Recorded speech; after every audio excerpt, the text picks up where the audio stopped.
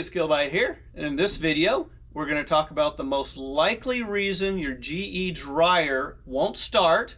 I will show you how to work around it while ordering the new parts, and I will show you what the most likely actual cause of the problem is and show you how to test whether you need to replace it, and if you do, I'll show you how to replace it also. We'll cover everything.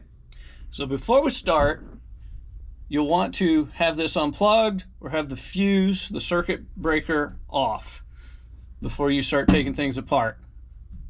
Now, what happens with these, I'm turning the knob, nothing's happening. Nothing. That's because the knob, and I don't know if you'll be able to see in there, it's cracked in there. Now normally there'd be a metal sleeve. Unfortunately that has disappeared. So if yours is cracked in here, you're going to need a new knob.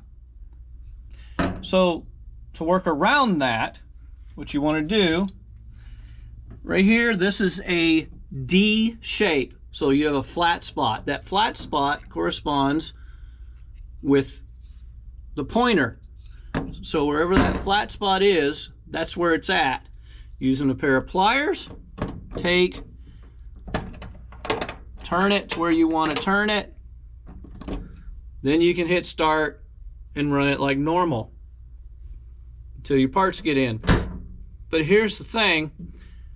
Why did this go bad? Is it just bad design? Well, it's actually the timer. It is most likely the timer. So how can we tell? If yours still has the metal insert in here, you should be able to put it on and turn it slowly, and it should turn. You should hear the timer turn. Now, if it doesn't, it is most likely that the timer itself is worn out, and that is why the knob is actually broke. It's because the timer is too hard to turn. If that is the case, you need a new timer. So here's my new knob. Now I ordered this off Amazon. It was less than $10, and link is in the description. And it does have a new metal insert in here. So you got a couple choices. You can go ahead and buy the new knob and not replace this. Economically, this is less than 10 bucks. Replacing that with a good one is going to cost you, with shipping, a little over $100. Where I got mine will be in the description. And so you could replace the knob several times for the price of replacing that. And I highly suggest, if you do go that route, and even if you don't, when you turn it, don't just crank it.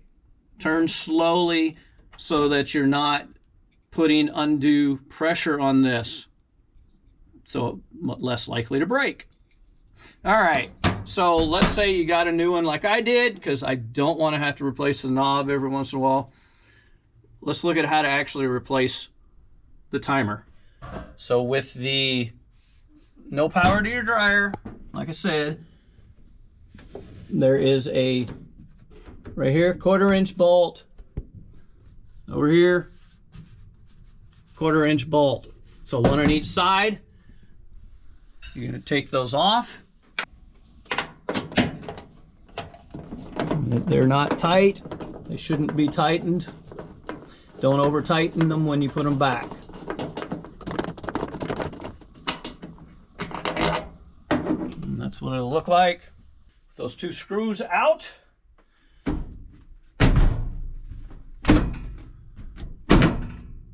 Push it back.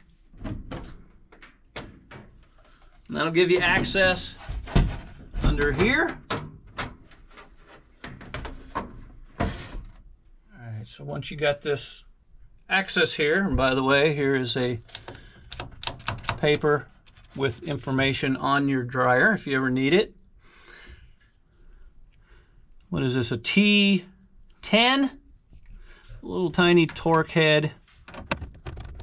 Just unscrew it. Try not to drop it, especially behind the dryer. And now you want to twist. counterclockwise. And there you are, you got access to it. Now, there's a couple ways to address swapping these out before you do anything else. Compare them. Make sure they got all of the same connectors. We're good. The numbers are probably going to be different, but the connectors are all right and in the same place, so we're good. All right, so you got two ways to remember which wire goes to which. Take a picture. Now I will warn you, there are two black ones, but only one will come off, so don't get those messed up.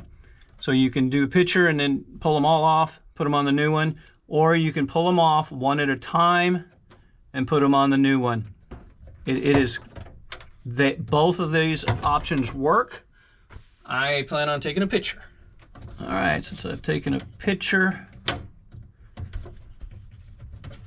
I can just start pulling them out.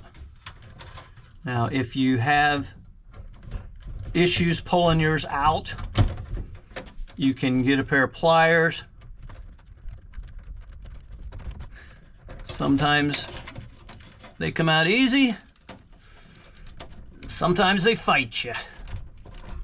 That's just the way it is, but don't pull by the wire, pull by the actual plug. All right, so those are actually pretty tight. So grab them here.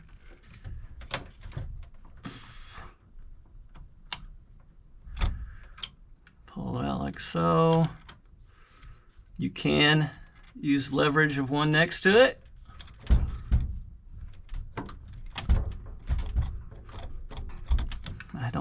I don't usually use the pliers, so it kind of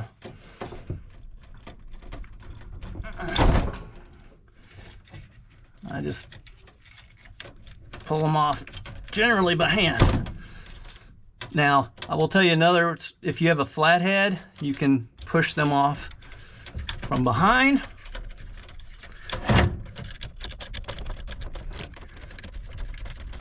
Really? Well, these things should never come off on their own, that's for sure.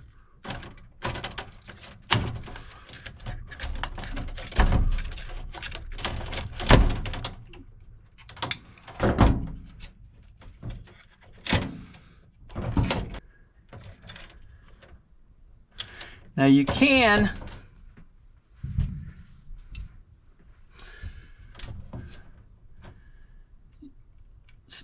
it might help to use something with a point right there in that dot. Push down and pull on some of them. But then like this one, it doesn't have that.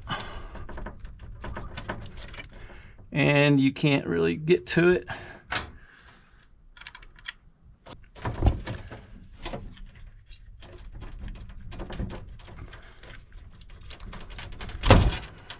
Okay, that is off.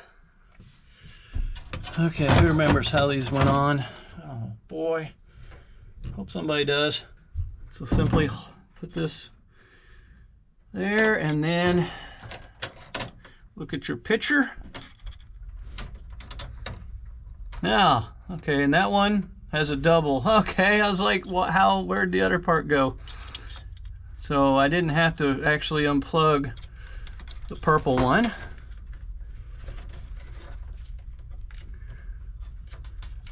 And remember that it will go this way, so when you're doing your wires, align them as such.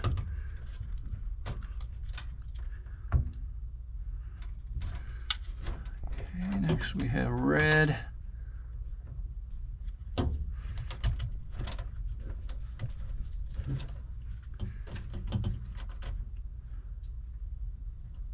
Orange.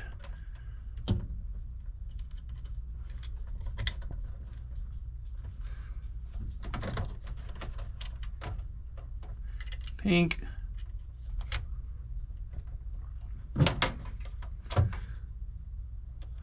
Black one.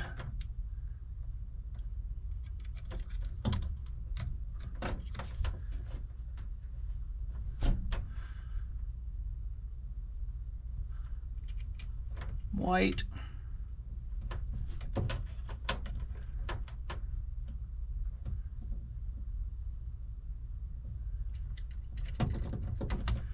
And yellow. Just like the picture. Double check everything. Be sure to double check your wires. Make sure they're plugged in. Make sure they're plugged in correctly. Okay.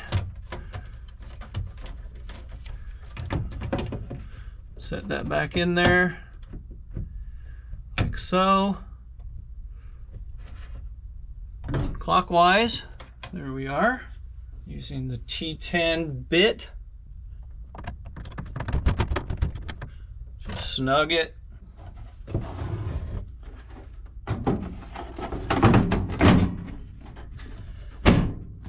Forward. All right, now I've not screwed on the back yet. Take this, line the D up. Now listen.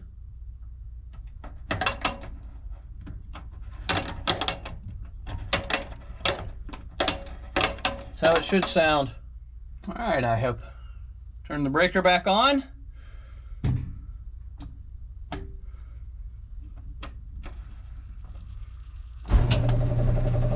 Yeah, it was on off. Started right up. So there you go. So I hope that was helpful. If so, please like, subscribe, comment, or leave a tip on my Ko-fi page. And links are in the description for the Ko-fi page, as well as the parts that I used where I got them. And good luck with yours. Don't forget to put the screws back in the back to hold that down.